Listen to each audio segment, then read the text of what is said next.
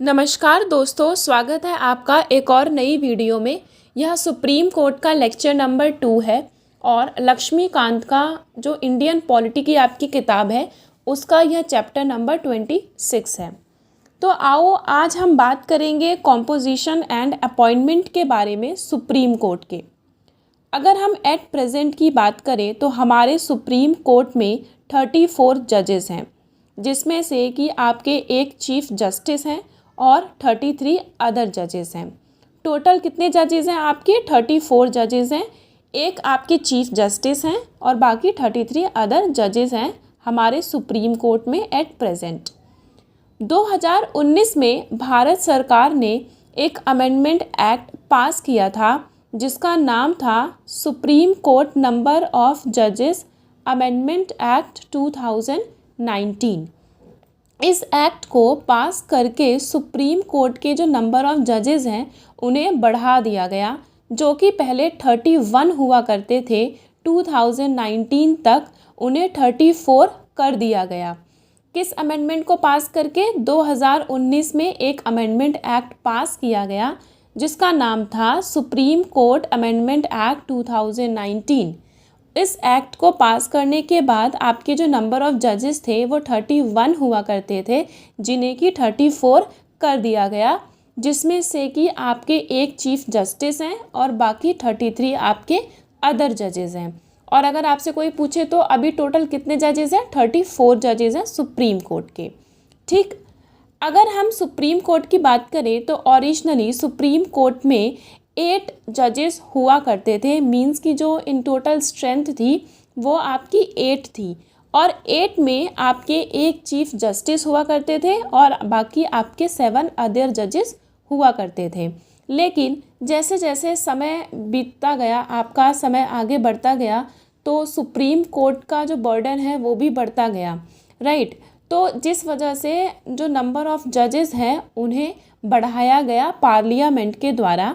जैसे कि आपका अगर हम बात करें 1956 में जो नंबर ऑफ जजेस थे आपके उन्हें 10 कर दिया गया, फिर उसके बाद 13 कर दिया गया 1960 में, फिर आपका 17 हो गया 1977 में, फिर 25 हो गया 1986 में, फिर आपका 30 हुआ 2008 में, फिर आपका 33 हो गया 2019 में।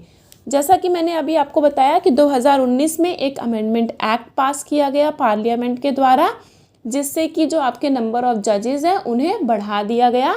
अब अगर हम बात करें तो आपके 34 जजेस हैं, जिसमें से कि आपके एक चीफ जस्टिस हैं और बाकी अदर जजेस हैं। आई होप यहाँ तक आप समझ गए होंगे। अब हम नेक्स्ट बात करते हैं अपॉइंटमेंट ऑफ जजेस के बारे में। हमारे भारत में सुप्रीम कोर्ट के जो जजेस होते हैं, इंक्लूडिंग आपके चीफ जस्टिस, उन सबको हमारे प्रेसिडेंट के द्वारा अपॉइंट किया जाता है।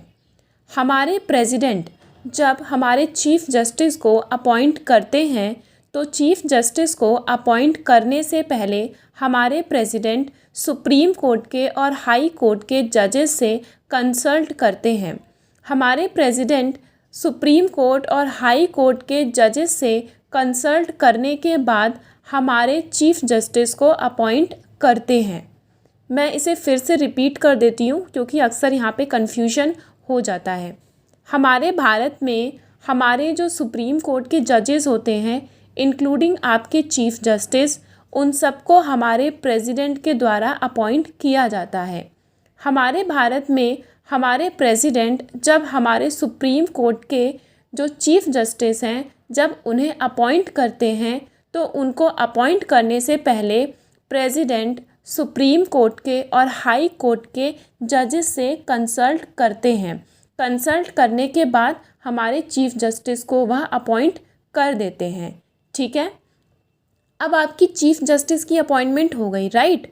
अब बचे आपके अदर जजेस।